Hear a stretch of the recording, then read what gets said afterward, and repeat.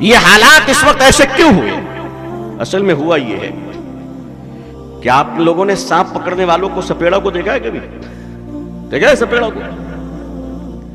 سپیڑا اپنی بانسری جب نکالتا ہے اور جب بم بجاتا ہے تو آس پاس در و دیوار، گھروں میں، جھوپڑیوں میں، محل میں، چھت پہ جتنے سانپ چھپے ہوتے ہیں سب باہر نکل آتے کہ نہیں آتے؟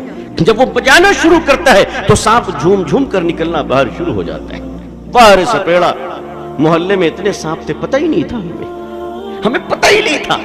اس سپیڑے کو اللہ جزائے خیر دے کہ اس نے بم بجائی تو محلے کا سارا سانپ باہر نکل آیا۔ اللہ تعالی حضرت مودی صاحب دامت برکاتہم کو، حضرت یوگی صاحب دامت برکاتہم کو جزائے خیر عطا فرمائے۔ برسوں کے بعد ایسا سپیڑا ہمیں ملا ہے جس نے بم بجائی تو ہمارے آستینوں سے سانپ نکل رہے ہیں، مدرسوں سے سانپ نکل رہے ہیں، مسجدوں سے سانپ نکل رہے ہیں، علی گڑھ سے سانپ نکل رہا ہے، روشن دان سے سانپ نکل رہے ہیں۔ اتنے دنوں تک وہ سارے منافقین اور سارے آستینوں کے سانپ جو اہل حق کی جماعت میں گھس گھس کر کاٹ رہے تھے، ڈس رہے تھے، ملت کو تباہ کر رہے تھے، یہ تو بیچارے آگے۔ اللہ بھلا کرے ان کی عمروں میں خوب برکتیں عطا فرمائے کہ صاحب انہوں نے بانسری ایسی بجائی کہ آستینوں کے سانپ باہر نکل آئے، اور ایسا نکلے کہ نکلنے کے بعد جو 30 برس سے علماء کو گالی دے رہا تھا، جو 30 برس سے قرآن و حدیث کو گالی دے رہا تھا، عارف محمد خان کو کیا گورنر کیرلا کا بنا دیا گیا کہ جتنے چھوٹے چھوٹے سپولے پیچھے تھے انہوں نے کہا مالک دعا پرانی ضرور تھی مگر سن لی تو نے، عارف جب گورنر بن سکتا ہے تو ہم کیوں نہیں بن سکتے؟ اب وہ سارے کے سارے تیار ہو گئے، بھارت کے اسٹیٹ سے زیادہ گورنر کے کینڈیڈیٹ تیار ہو چکے ہیں۔ یہ اصل کھیل یہ ہے کہ شاید اس غلاظت کی تقسیم میں ہمیں کچھ حصہ مل جائے۔ یہ وہی لوگ تھے جو لکھنؤ میں جمع ہوئے تھے مسلم پسندہ بورڈ کی ورکنگ کمیٹی سے 2 دن پہلے حیات ہوٹل میں کہ ہم زمین دے دیں گے۔ آپ کے ابا کی ہے جو دے دیجئے گا، آپ کے ابا جان نے رجسٹری کیا تھا آپ کے نام پہ، آپ دے دیجئے گا۔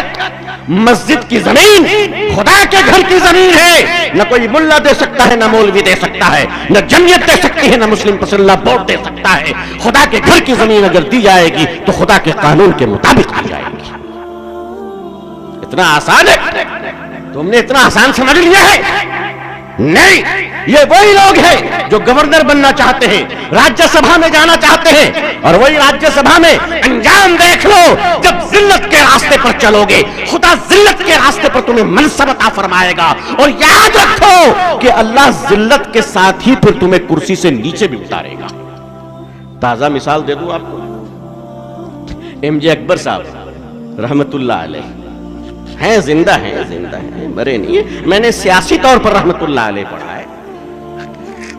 پارلیمنٹ میں چیخا ہے تو شریعت کے خلاف، ایسا چیخے کہ ان کے چیخنے کے بعد ملک کی دنیا کی 26 عورتیں ایک ساتھ چیخ پڑی۔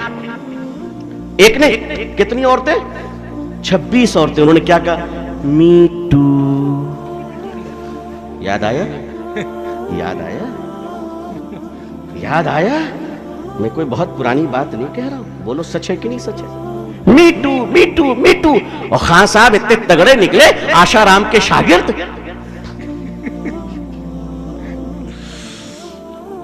ایک ساتھ 26 عورتوں نے۔ مسلمان پر الزام 4 رکھتے ہیں ہمیں، میاں یہ دیکھو بڑھاپے میں دیکھو 80 سال کے بوڑھے سب کہاں ہیں اس وقت۔ می ٹو کا الزام لگا، عورتوں نے الزام لگایا، تم ناری ادھیکار کی بات کر رہے تھے، ناریوں نے تجھے کرسی سے نیچے اتار دیا، وزارت گئی، عزت اور ایمان تو جو گیا تھا وہ چلا ہی گیا۔ اس لیے یاد رکھیے کہ اللہ منصب بھی دے تو اللہ سے عزت کے ساتھ منصب مانگیے، ورنہ لیڈرشپ کے جتنے منصب ہیں، جتنے عہدے ہیں، جتنے وقار ہیں، یہ سب تباہ و برباد کر کے رکھ دے گا۔